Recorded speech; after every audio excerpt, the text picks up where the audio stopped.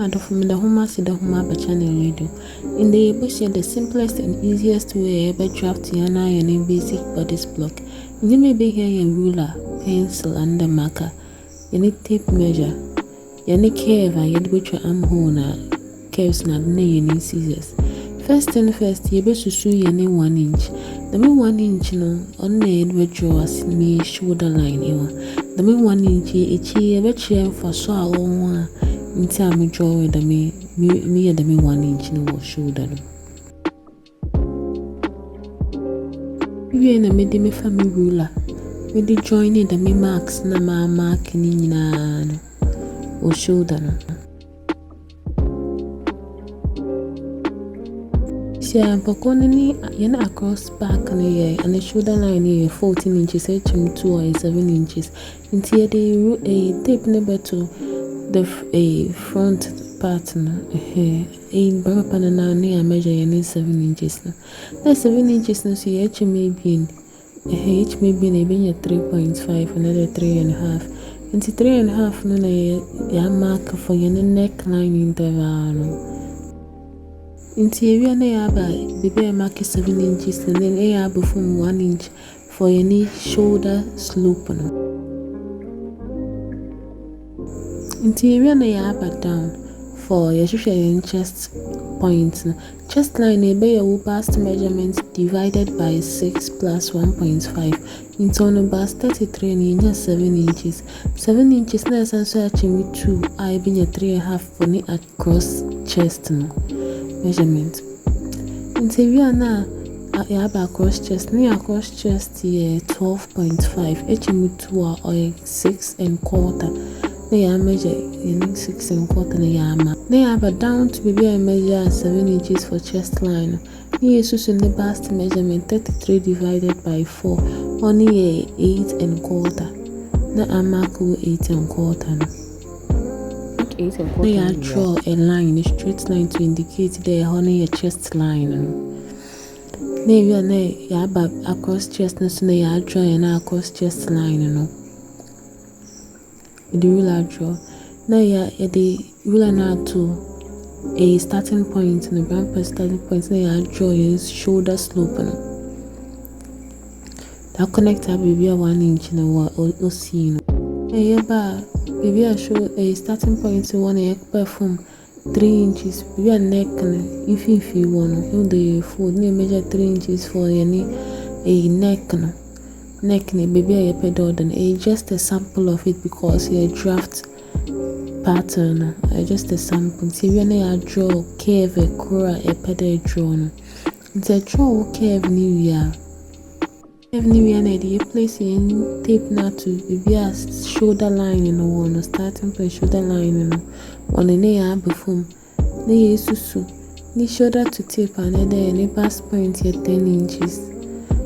Now ya mark one area yaba na still tape ne the whole na yaba ni shoulder to under bust or 13 inches. Now area still say ya tape ne the whole or the shoulder line and na ya measure ni shoulder to waist when you need 16 inches. Niti area no na mark straight lines ni na area ne a label no.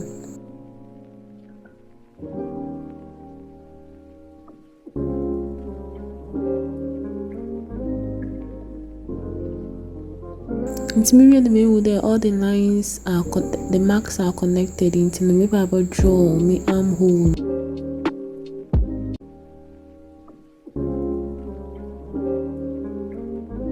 If you wanna maybe a bust line bust point a bust point na you use for that na you use nip to nip measurement. The nip to nip measurement here 7.5. 7.5 HM2 or 3 3/4, which is 3.5, 3.5 1/4. Into the two Bamba Pananano to the most people video no more. Now, Mr. Sue me 3.5 1/4, 3 3/4 for the bust point, the under bust point, now new waist point. After that, na me dimi ruler and draw a straight line, the connecting point Me free hono na me ba we underbust point no. Underbust point no make till 2 inches if you that no. 22 inches no measure 1 inch am both sides. Nti on the ehu da me your video no mo.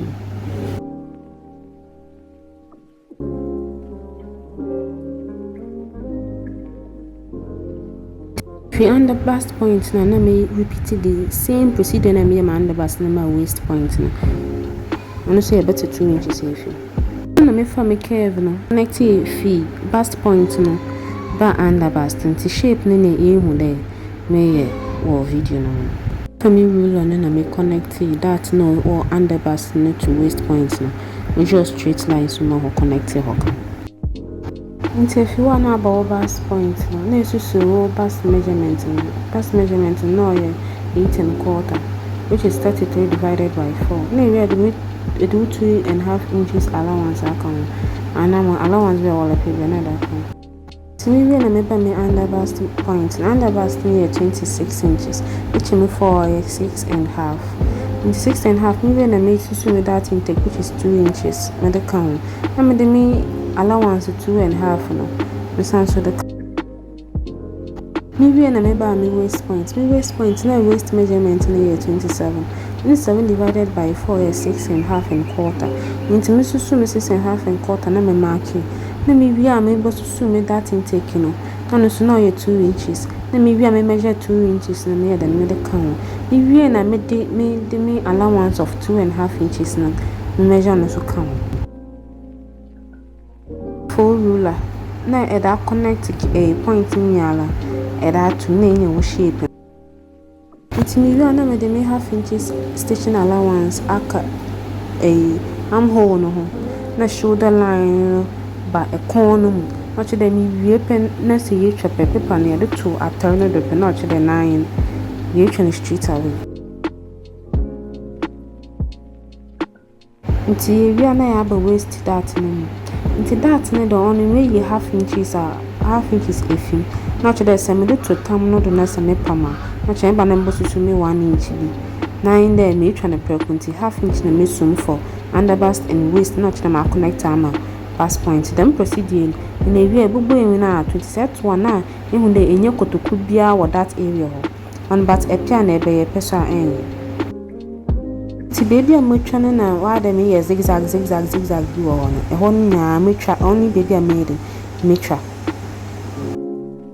intinu se evia na in label no ehun de email label no front bodice cut 1 because or you fold no match your fold no we match your TA which is tennis allowed no cheda allowance and we in the line me dey half inches count no cheda no to tam no na cheda bibia wo mprepo nti we na e twa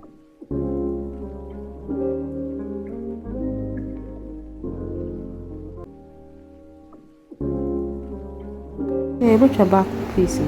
The back piece na the mostly in the 1 inch allowance which is zip line allowance per count but ADM for zip line count but zip line this one maybe in the label shoulder line no shoulder line.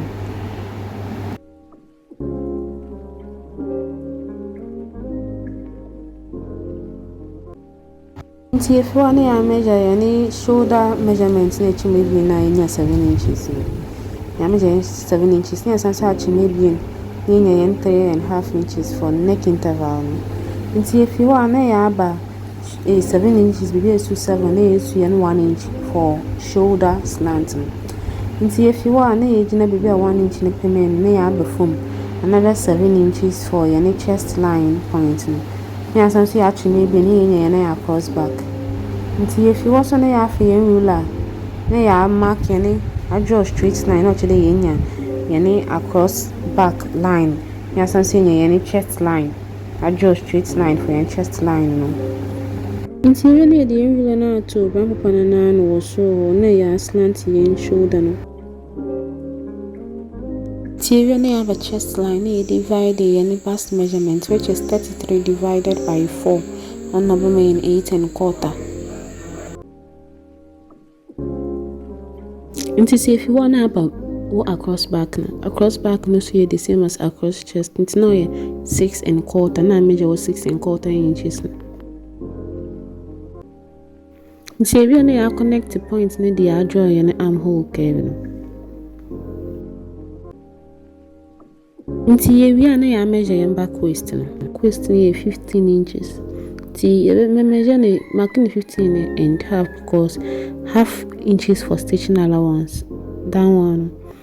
Nti ewie na ya aba so 1 inch because ye mpede ye benya bulge bi fix zip ye mpede benya a pole bi wide the zip ni ebu no or water ni chi no.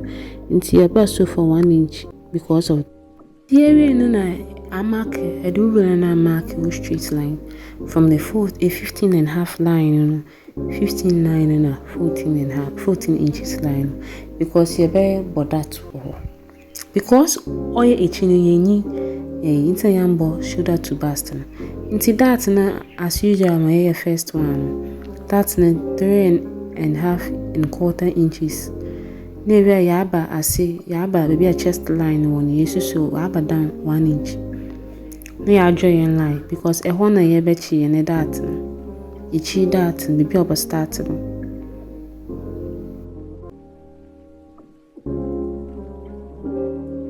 Na measure 3.25 inches no so ho. Na ya draw straight line. The area na yet 2 inches feed that no to them was my first one. Very for 14 inches na so for ase. Area na for ruler no na I connect the point no.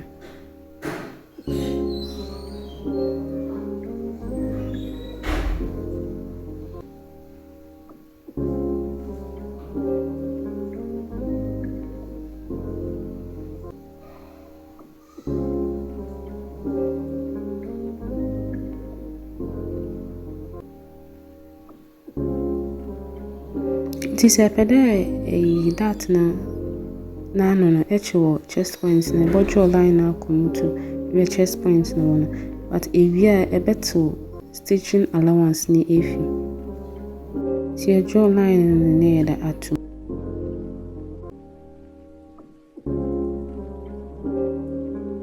bust measurement 8.25 near the 2.5 inches aka ya draw straight line.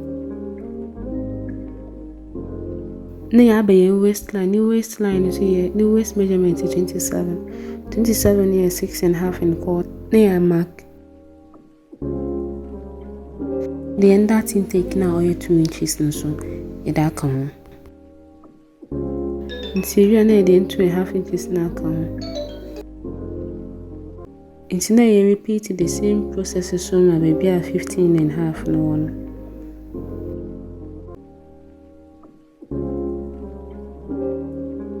Then you connect all the points together. Then you have a shoulder line and you have a from 3 inches near mark for your neckline your neckline.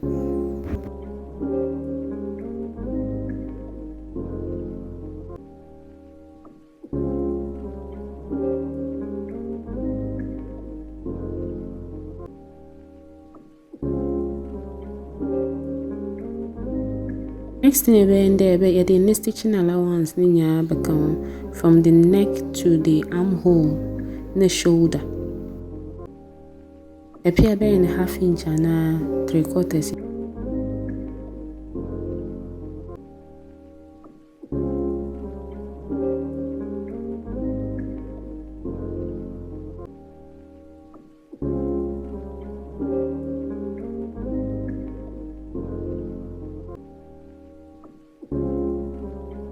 We na ya ba baby at that waist that no one ya ba to 1/2 inch if him na ya draw lines no nti baby a ye be twene na me ya zigzag no nti me wi na ma ba chest line no na ma measure chest line na me dey stitching allowance na or your quarter na me dey twa armhole new armhole curve kekre baby wo and then you label on the back pattern turnings allowed and na cut too. If you want to bodice no iffy, another pattern no iffy brown paper, main brown paper no.